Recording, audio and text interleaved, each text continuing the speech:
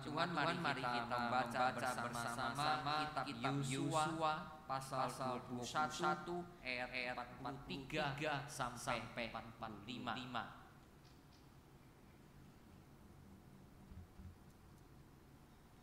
Yosua 21 ayat 43 sampai 45. Kalau boleh kita baca bersama-sama. 2, 3.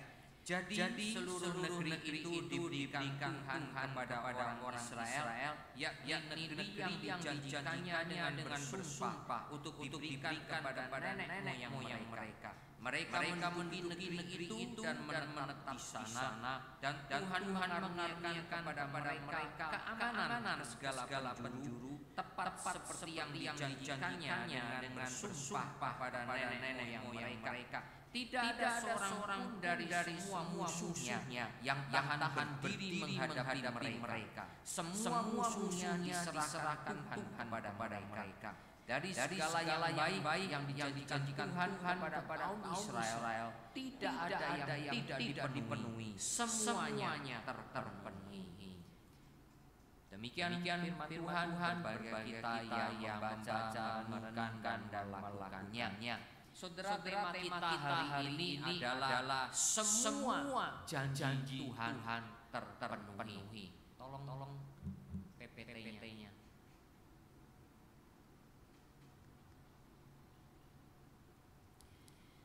Saudara, kita sungguh bersyukur ya kalau kita mempelajari firman Tuhan, kita membaca firman. Ada bagian-bagian yang mengatakan janji Tuhan tergenapi. Janji Tuhan tergenapi.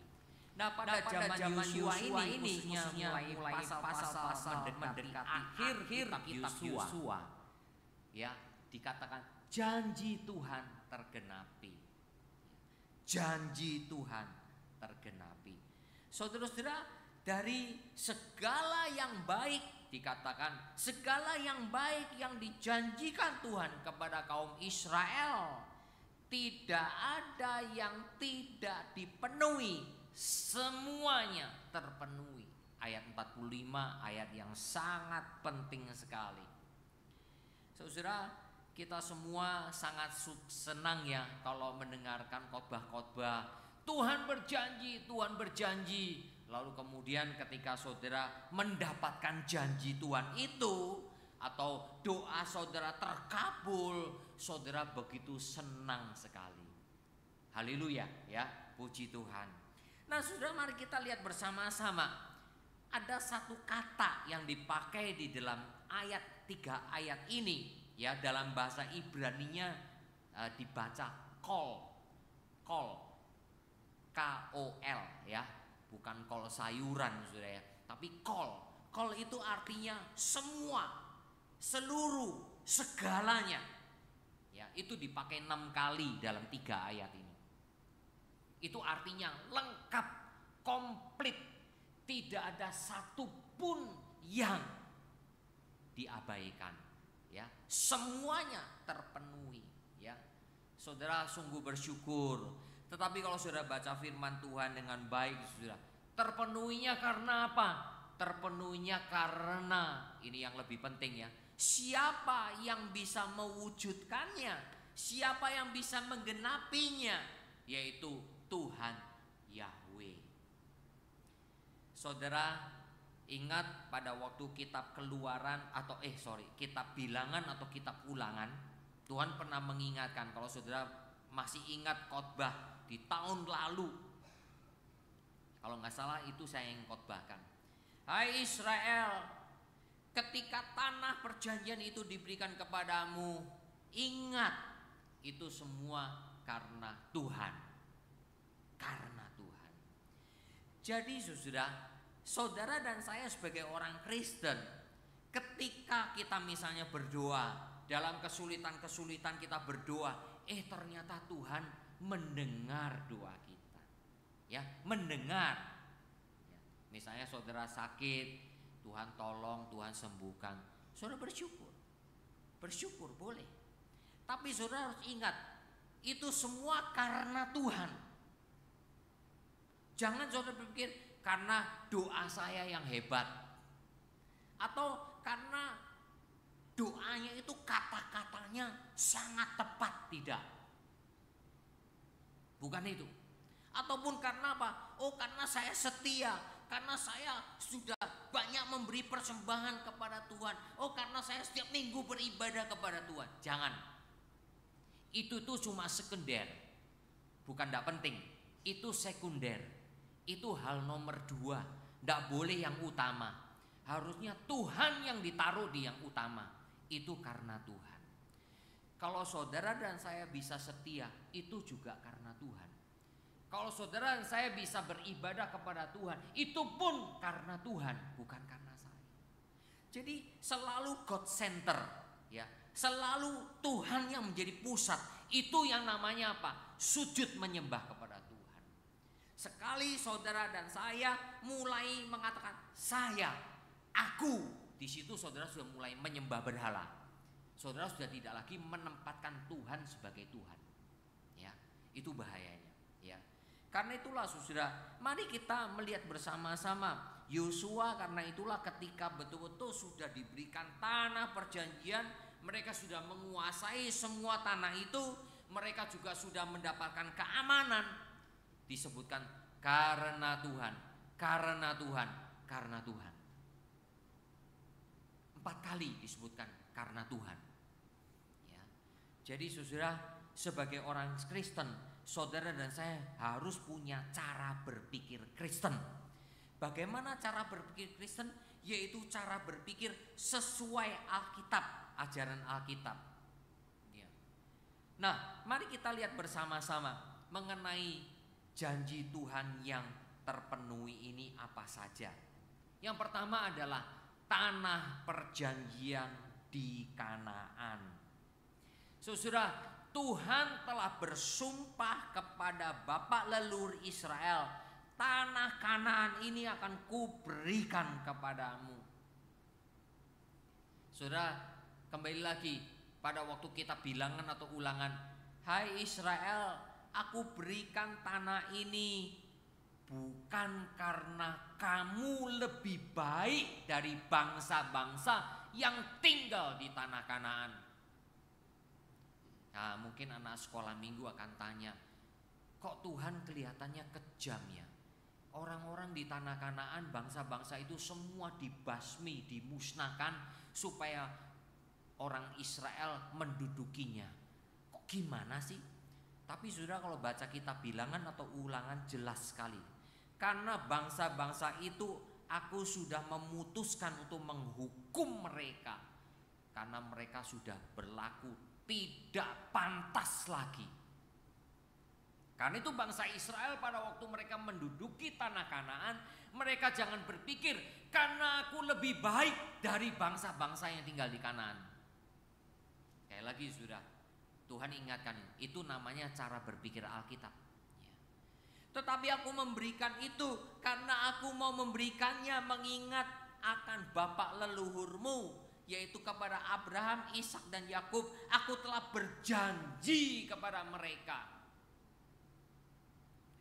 Saudara, kalau orang-orang Israel telah mendapatkan tanah Kanaan, mereka sebagai keturunan Abraham, Ishak dan Yakub. Nah, Abraham, Ishak dan Yakub sendiri mendapatkan tanah Kanaan enggak. Abraham dipanggil keluar dari negeri leluhurnya, lalu mereka berkelana ke sana kemari. Abraham berkelana, pindah sampai Abraham pernah ke Mesir, ya, pernah ke Kanaan. Sampai Abraham keseleo tanda petik dalam dalam hal istrinya, karena istrinya sangat cantik, ya, takut raja di Mesir Firaun dan takut raja Abimelek mengambil istrinya dan nanti bisa membunuh Abraham. Sampai suruh istrinya sedikit berbohong. Ya, sebetulnya berbohong sih saudara. Kamu katakan jangan istriku, saya istrinya, jangan. Katakan adik. Ya, adik.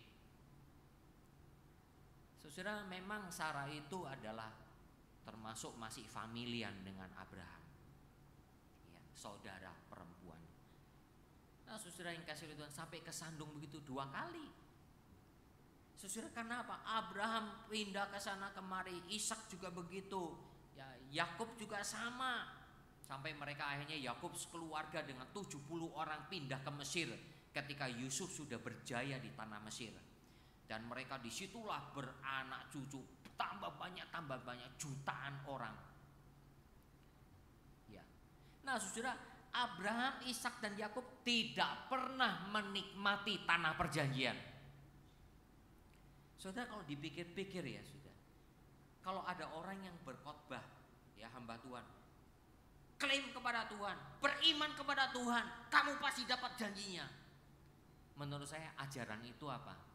Ajaran itu meninabobokan kita. Seolah-olah apa? Kitanya yang jadi Tuhan, bukan Tuhan yang jadi Tuhan. Saudara, kalaupun saudara berdoa, Tuhan mengabulkan doa saudara, saya bersyukur. Saya tidak akan iri. Saya bersyukur, bahkan saya sering mendoakan saudara kita supaya Tuhan tolong mendengarkan doa-doa kita. Tapi ketika itu sudah berhasil, Tuhan sudah mengabulkan, jangan sampai lupa kepada Tuhan. Kita anggap doa kita lebih berkuasa, kita anggap doa kita lebih baik, kita anggap doa kita lebih tokcer. Tidak. Tapi semua karena Tuhan. Jadi ingat, Abraham, Ishak dan Yakub tidak pernah menikmati tanah perjanjian. Kasiannya, kasihan mereka hidup berkelana, bongkar pasang kemah-kemah, bawa kambing domba, bawa semua pegawai-pegawainya pindah ke sana kemari sampai mereka sempat gali sumur dapat air, rebutan. Ingat, Abraham sama Lot pernah rebutan sumur. Ishak pun pernah rebutan sumur, bukan? Karena apa? Sumur itu, air itu dibutuhkan oleh mereka di padang belantara. Untuk apa? Selain untuk diri mereka, manusia juga untuk apa? Untuk kambing domba mereka yang banyak. Sekarang kita enak sudah, kita enak sekali, kita punya rumah. Tapi coba saudara bayangkan, kalau kita sampai sekarang, maaf ya, kita belum punya rumah, masih terus berpindah-pindah. Nah itulah saudara, Abraham, Ishak dan Yakub terus berpindah-pindah. Sebetulnya saudara dan saya harus punya sikap yang sama seperti Abraham, Ishak dan Yakub. Imannya kepada Tuhan, sekalipun berpindah-pindah, imannya tetap kepada Tuhan. Nah ini penting. Nah surat Ibrani mengatakan, hendaklah kita semua hidup seperti musafir. Kita jangan menganggap hidup di dunia itu adalah tempat kita yang pasti, tempat kita yang nyaman. Tidak. Hidup di dunia ini cuma sementara. Sehingga saudara dan saya harus punya sikap hati yang sama. Itu yang seperti yang dikatakan oleh firman Tuhan. Saudara, Tuhan itu pencipta langit dan bumi, bahkan pemilik langit dan bumi. Manusia itu ditempatkan untuk menguasai dan mengelola saja. Kalaupun saudara, bangsa-bangsa ada di mana-mana dengan tempatnya masing-masing, karena Tuhan sudah menetapkan batas-batas kediaman manusia. Kisah Rasul 17 ayat 26. Dan pada waktu itu orang Israel, mereka tinggal di tanah Kanaan, mereka tinggal di situ untuk apa? Untuk memenuhi janji Tuhan kepada bapak leluhur Israel. Ya, memenuhinya supaya apa? Orang Israel, bangsa Israel menempati sesuai dengan janji Tuhan.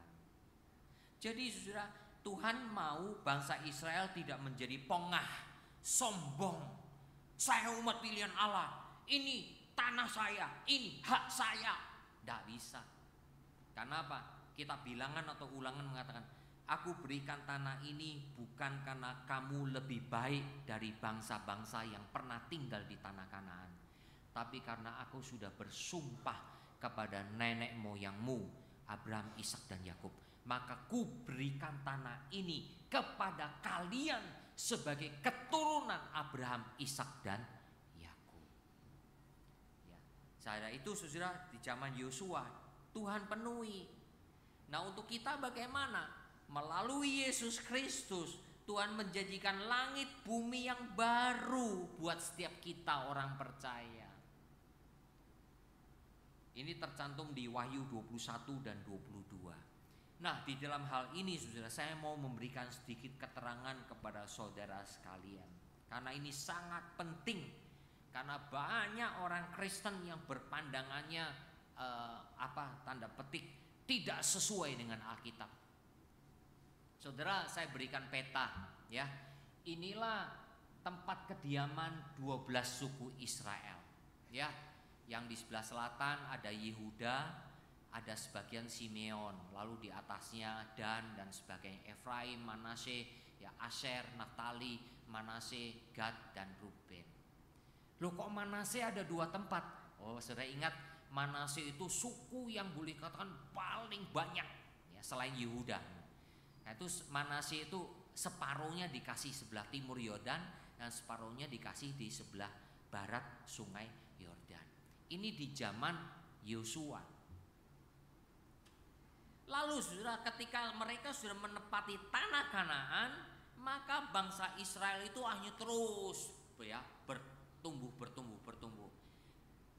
Dan satu kali di zaman Samuel ya, mereka minta raja. Samuel sedih sekali. Lalu Tuhan berkata kepada Samuel, kenapa kamu bersedih? Bukan kamu yang ditolak Israel, aku yang ditolak oleh Israel. Tuhan ngomong gitu. Karena mereka ingin seperti bangsa-bangsa lain. Israel tidak mau Tuhan menjadi raja mereka. Mereka menginginkan raja manusia. Tidak apa-apa. Keinginan mereka kabulkan, kumpulkan semua suku-suku yang ada. Hanya Samuel mengumpulkan, terpilihlah Raja Saul menurut pandangan manusia. Jadi saudaraku yang dikasihi oleh Tuhan, jelas di situ ya. Akhirnya kerajaan Israel terbentuk setelah Raja Saul ada Raja Daud. Raja Daud mulai berperang, menaklukkan lagi di situ. Ingat saudara, di zaman Yosua memang sudah ditaklukkan, tapi belum semuanya dimusnahkan. Ya, nanti kita akan pelajari di minggu-minggu berikutnya. Nah, akhirnya Daud pun berperang terus. Ya, akhirnya di zaman Salomo kerajaan itu menjadi apa? Satu, menjadi aman semuanya. Tapi setelah itu sudah raja-raja setelah Salomo terpisah menjadi 2, namanya kerajaan Israel di utara yang hijau dan kerajaan Yehuda di selatan. Ya. Yang di utara itu ada 10 suku. Yang di selatan itu ada 2 suku, ya. Yang selatan 2 suku cuma Yehuda dan Benyamin. Sedangkan yang utara 10 suku di luar dari Yehuda dan Benyamin. Saudara nanti hafal sendiri di kelas sekolah minggu. Nah, saudara, tapi saudara ingat, ketika mereka sudah mendapatkan tanah perjanjian ini, kerajaan utara, raja-rajanya menyimpang. Tuhan sabar. Ingat ketika Salomo dan Daud dan Salomo memerintah, itu kira-kira tahun 1000, tahun 900 sebelum Masehi. Tuhan sabar sampai akhirnya 721 sebelum Masehi. Jadi sekitar 200-an tahun lebih Tuhan sabar. Akhirnya kerajaan utara ini ditaklukkan dan dihancurkan semua oleh Asyur. Dan 10 suku itu tercerai-berai, 10 suku itu bercampur baur dengan bangsa-bangsa lain, kawin mengawin dengan bangsa lain. Maka nanti di zaman Tuhan Yesus yang utara ini menjadi apa? Orang Samaria. Saudara ingat, Yesus ketemu dengan perempuan Samaria. Nah, sementara kerajaan Yehuda masih ada beberapa raja yang setia. Tuhan masih apa? Masih sabar. Tapi akhirnya tahun 587 sebelum Masehi, mereka ditaklukkan dan dibuang ke Babel. Nah, suku ini dua, yaitu suku Yehuda dan Benyamin. Mereka setia, masih dibuang, masih ada nabi-nabi, Yeremia salah satunya. Akhirnya 70 tahun kemudian mereka dibawa kembali ke tanah perjanjian. Ya. Ingat Nehemia dan Esra. Nehemia membangun tembok Yerusalem, Esra membangun moralitas dan ibadah orang-orang Yehuda. Dan akhirnya mereka menjadi apa? Kita sebut Yahudi. Yahudi itu dari kata Yehuda, ya, Jewish ya. Nah, Saudara, ingat kita di sini. Ini zaman Tuhan Yesus, ada Yudea, ada Samaria, ada Perea, ada Dekapolis, ada Galilea. Nah, Galilea itu cukup banyak orang-orang Yehuda juga, ya. Yudea juga banyak orang-orang Yehuda. Nah, Samaria itu yang di tengah-tengah itu kebanyakan campuran orang Yahudi blasteran, gitulah. Udah campur dengan suku-suku yang lain. Tapi mereka menganggap mereka masih termasuk Yahudi. Tampaknya sama orang Yahudi tidak dianggap Yahudi. Itu situasinya. Karena itu pada waktu Tuhan Yesus ketemu sama perempuan Samaria, murid-murid bingung. Itu Tuhan Yesus melanggar banyak hal. Ketemu sama orang Samaria itu sudah najis. Ketemu lagi dengan perempuan Samaria itu nggak boleh. Apalagi perempuannya juga nggak bener lagi hidupnya. Karena sudah punya suami, tapi sudah apa? Punya 5 laki-laki.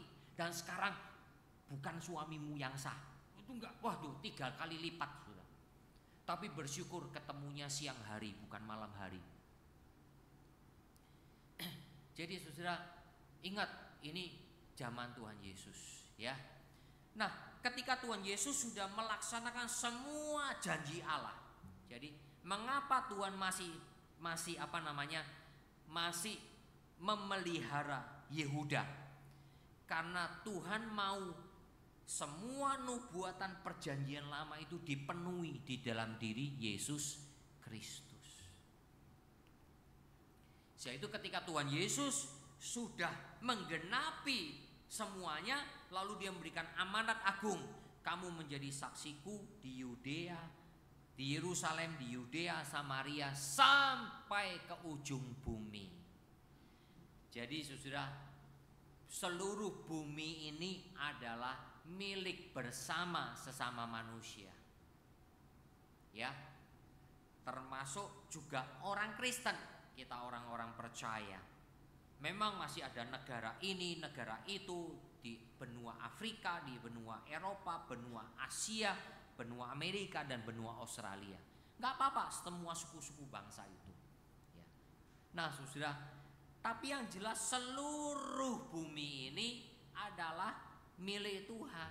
Tapi saudara ingat, Israel sejati, Rasul Paulus katakan Israel sejati bukan lagi Israel secara jasmani, tapi secara rohani, yaitu di dalam Yesus Kristus.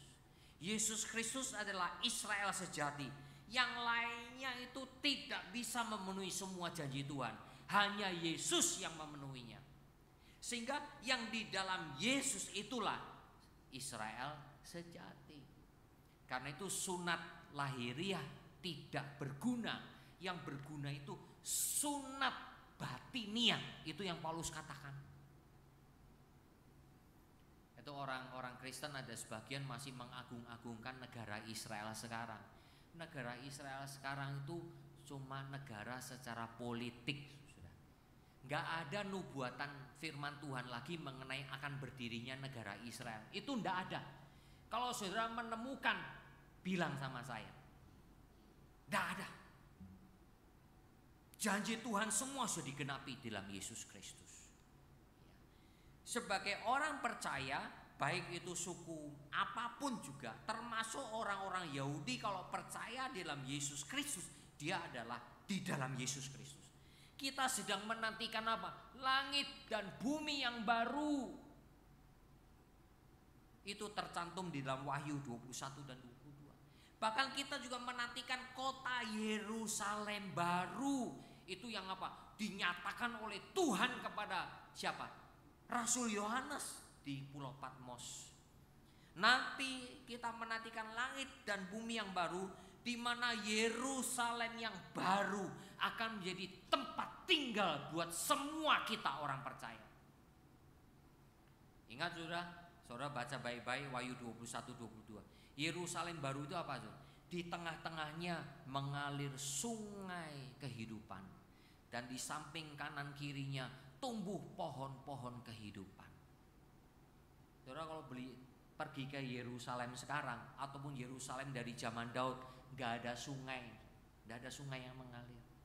Jelas itu. Kalau saudara kan, oh ini Yerusalem ini yang sekarang ini nanti jadi Yerusalem baru, tidak.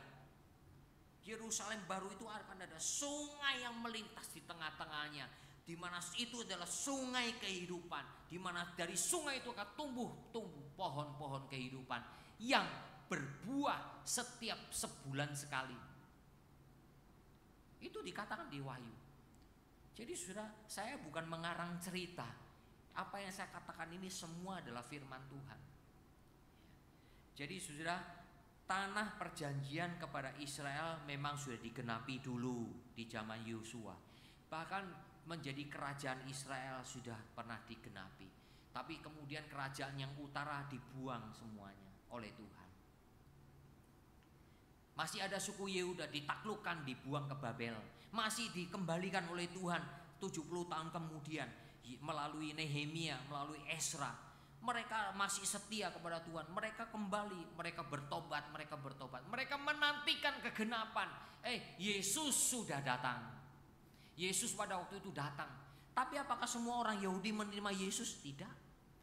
Bahkan sudah banyak pemimpin agama Yahudi waktu itu, banyak orang-orang Yahudi pada waktu itu menolak Yesus dan menyalibkan Yesus. Jelas. Sampai Yesus katakan, kau melihat bait Allah ini akan diruntuhkan, tidak ada satu batu pun menumpuk satunya yang lain, dan kau akan tercerai-berai. Di dalam kitab perjanjian baru tidak ada nubuatan mengenai apa? Mengenai orang-orang Israel yang akan dikumpulkan kembali. Tidak ada. Karena semua sudah digenapi di dalam Yesus Kristus. Jadi saudara, kita ini sedang menantikan apa? Menantikan Yerusalem baru, menantikan langit dan bumi yang baru. Karena itu sebagai orang Kristen, saudara dan saya jangan menganggap rumah kita, tanah milik kita, harta kekayaan kita ini adalah jaminan hidup kita. Tidak. Kita ini di bumi ini yang berdosa ini sementara.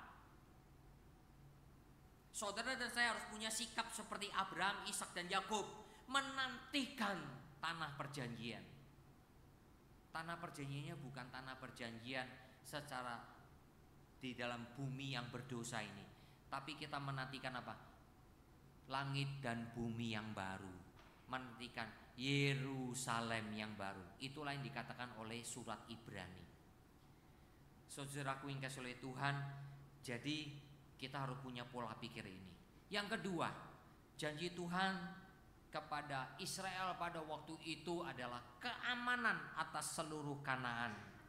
Tuhan bersumpah kepada bapak leluhur Israel untuk memberikan keamanan di seluruh negeri perjanjian. Saudara, kalau membaca ayat ini, saudara akan betul-betul coba pikir, renungkan dengan baik. Apa itu keamanan?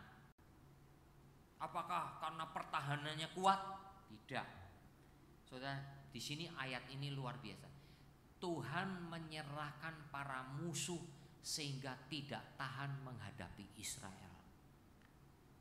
Aneh ya? Jelas. Kalau dipikir-pikir, apakah Israel waktu itu Yosua dan pasukannya punya alat-alat perang yang canggih? Tidak ada. Apakah mereka pandai untuk berperang? Tidak. Tidak. Mereka tidak pandai berperang.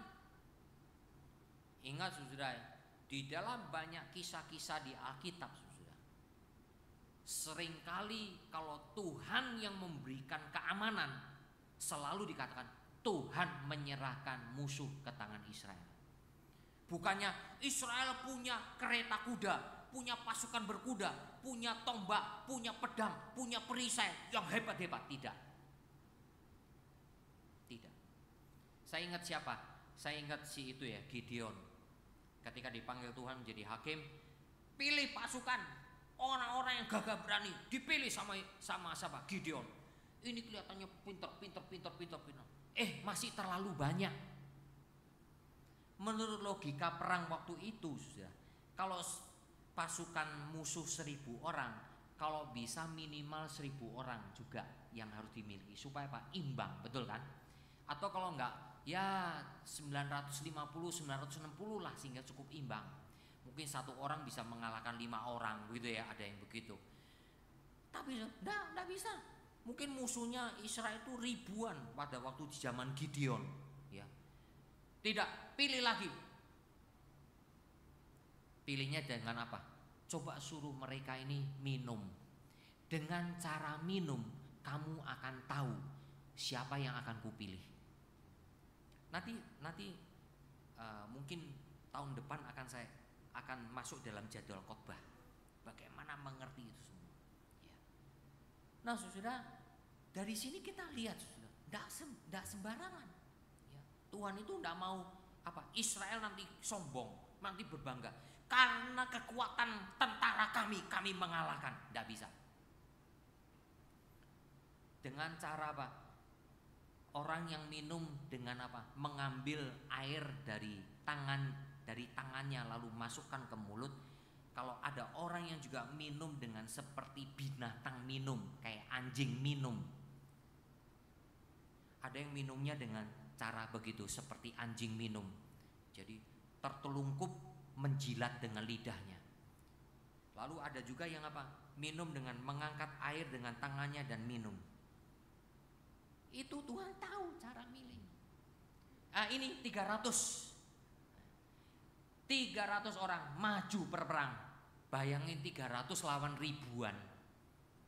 Logika perang kalah. Jadi seringkali sudah logikanya Tuhan itu tidak sama dengan logika kita. Ingat Daud, waktu mau berperang melawan Goliat, waduh, Saul itu orang yang gagah, lebih tinggi dari rata-rata orang Israel. Saul pakai apa? Baju sirah, pakai pedang atau tombak, pakai perisai. Daud mau melawan Goliat. Nih, aku kenakan perisai, aku kenakan baju sirah. Waktu Daud pakai, Daud kan orangnya lebih kecil, imut-imut mungkin, nggak kuat. Waduh, mau maju berperang, apalagi pakai perisai, tombak, nggak bisa. Nggak bisa, aku nggak bisa ini semua. Aku biasa melawan binatang, aku biasa melawan orang-orang dengan apa? Dengan ketapel ini. Lalu dia pakai itu, mengumban dengan batu, hanya pakai alat-alat batu saja.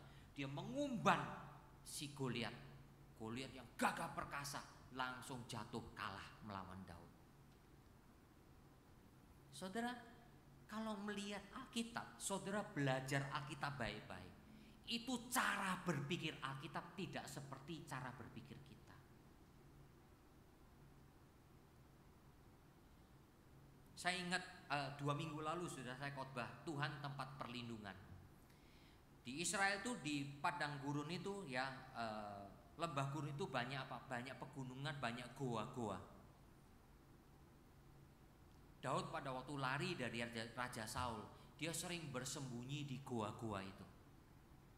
Tapi apakah Daud mengatakan goa-goa ini tempat perlindunganku? Tidak. Daud mengatakan apa? Tuhan tempat perlindunganku.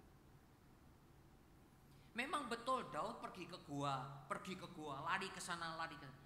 Tapi kalau berpikir secara logika, Daud yang mengikuti Daud, pasukan Daud itu cuma puluhan, mungkin paling banyak ratusan. Sementara pasukannya Saul itu ribuan, puluhan ribu, dan rakyat masih tahu Saul adalah raja. Kalau Daud lari kemanapun, orang-orang pasti akan lapor kepada Saul. Kalau saudara baca Alkitab baik-baik, selalu lapor ke Saul. Karena apa? Banyak orang mau mengambil keuntungan dari pelarian Daud. Supaya apa? Mungkin mendapat uang dari Saul. Sulit. Walaupun betul sih gunung, goa-goa jadi tempat perlindungan, tapi Daud tahu yang menjadi perlindungan itu Tuhan, bukan goanya. Saudara, kalau di rumah Tentu saudara, rumah saudara harus ada pagernya, harus ada pintunya, harus dikunci. Saudara, Tuhan tempat perlindunganku, pintu gerbang dibuka, pintu rumah dibuka semua. Tuhan tempat perlindungan. Itu namanya kamu ngawur. Tapi saudara juga jangan apa? Rumahku tenang, aman, satpamnya banyak, anjingnya luar biasa, juru, wah kalau perlu dialiri listrik semua, wah aman, tenang, tidak mungkin orang masuk mencuri. Tidak boleh juga, listriknya konslet, saudara, kebakaran. Security-nya ketiduran, saudara akan kebobolan, betul kan? Anjingnya dikasih apa? Racun sama orang lain, akhirnya anjingnya tidak bisa. Memang semua itu boleh, saudara. Saya tidak menyalahkan saudara, karena mungkin rumah saudara besar, ada security-nya, karena saudara perlu anjing untuk betul-betul menjaga. Tidak salah. Tetapi itu semua jangan menjadi apa? Kepercayaanmu. Saudara bergantung kepada itu semua. Oh, nggak apa-apa, pagar saya tinggi. Oh, kunci rumahnya sudah pasti aman. Ada kode-kodenya, nggak mungkin. Nah, saudara, itu semua keamanan lahiriah. Tapi yang saudara dan saya harus lakukan adalah keamanan secara rohaniah. Jadi menaruh percaya mutlak kepada Tuhan. Semua itu adalah sekunder. Semua itu adalah hal-hal yang perlu secara duniawi, tanda petik, secara lahiriah, ya. Hikmat kita katakan gitu. Tapi hikmat kita harusnya adalah hikmat ilahi, di mana spiritualitas adalah yang lebih tinggi daripada yang jasmani. Saudara, Tuhan menyerahkan itu keamanan kepada Israel untuk apa? Suatu tujuan, ibadah kepada Tuhan, dedikasinya kepada Tuhan.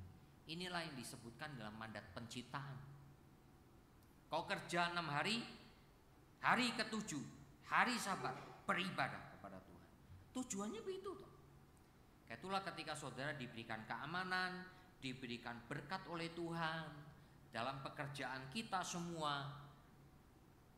Tujuannya apa? Kembali kepada Tuhan. Kembali kepada Tuhan. Nah, saudara, di dalam Yesus Kristus, Yesus Kristus telah menaklukkan musuh utama manusia, iblis, maut, dan dosa. 3. Iblis, maut, dan dosa. Iblis telah dikalahkan. Maut telah dibunuh. Unik juga ya. Maut itu kan kematian. Kematian dibunuh oleh kematian. Nah, itulah saya pernah punya buku, The Death of Death, ya, The Death of Christ, ya, apa namanya? Gini, saudara, kematian yang mematikan kematian. Kematian Kristus itu mematikan kematian itu sendiri.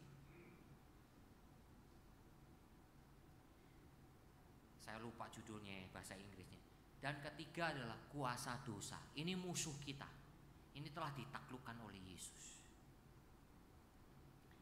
Yaitu sebagai orang Kristen dari semua bangsa siapapun, mari dedikasikan hidup kita untuk Tuhan, beribadah kepada Tuhan senantiasa. Kita sadar masih ada pengakuan dosa karena kita sadar kita tidak sempurna, kita masih ada kesalahan-kesalahan sehingga kita mengakui dosa kita.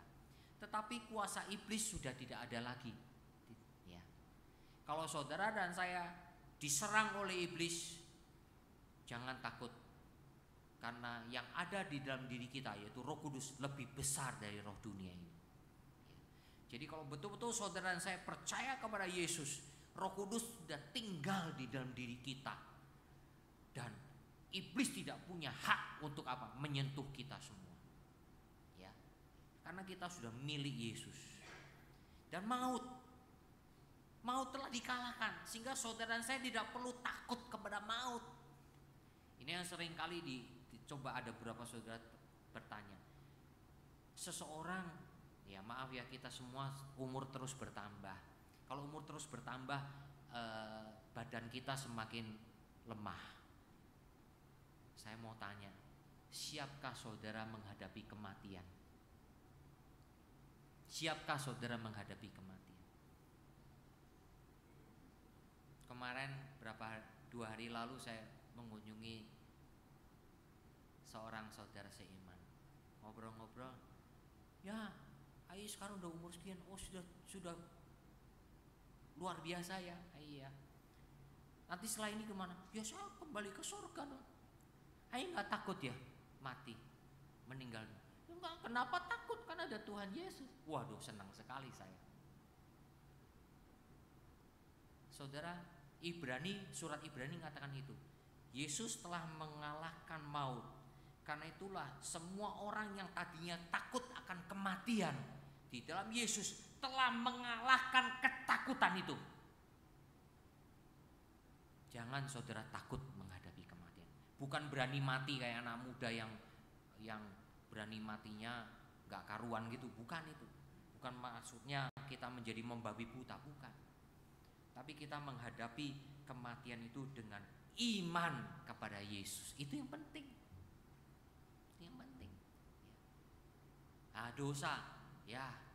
Surat Yohanes katakan dosa sebetulnya tidak berkuasa lagi atas kita, karena ada benih ilahi di dalam diri kita. Kalau ada benih ilahi itu berarti apa? Ada benih firman, ada Roh Kudus yang menuntun kita, sehingga apa? Kita tidak akan berdosa yang menghasilkan maut. Itu yang dikatakan di surat Yohanes. Artinya apa? Kita tidak akan berdosa dengan begitu dosanya sampai menghujat Roh Tuhan. Tidak mungkin. Kita akan punya apa? Kesadaran. Kita akan diingatkan oleh Tuhan, diingatkan oleh firman Tuhan, dan hati nurani kita itu akan lembut menerima kebenaran firman Tuhan. Kayak itu saudara, saya pun terus belajar. Siapapun yang khotbah, saya akan dengarkan firman Tuhan. Karena apa? Hati saya bukan mau mendengar si A, si B yang berbicara di mimbar ini. Tapi hati saya adalah, saya mau mendengarkan firman Tuhan yang disampaikan lewat mulut dari orang yang berbicara di mimbar ini. Saya akan dengarkan. Sehingga apa? Saya tidak akan mengeraskan hati jikalau itu betul-betul firman Tuhan. Itu yang namanya apa? Anak Tuhan yang diingatkan oleh firman Tuhan. Diingatkan firman Tuhan jangan menjadi apa? Menjadi keras. Itu berarti apa saudara? Itu belum ada benih ilahi di dalam diri kita.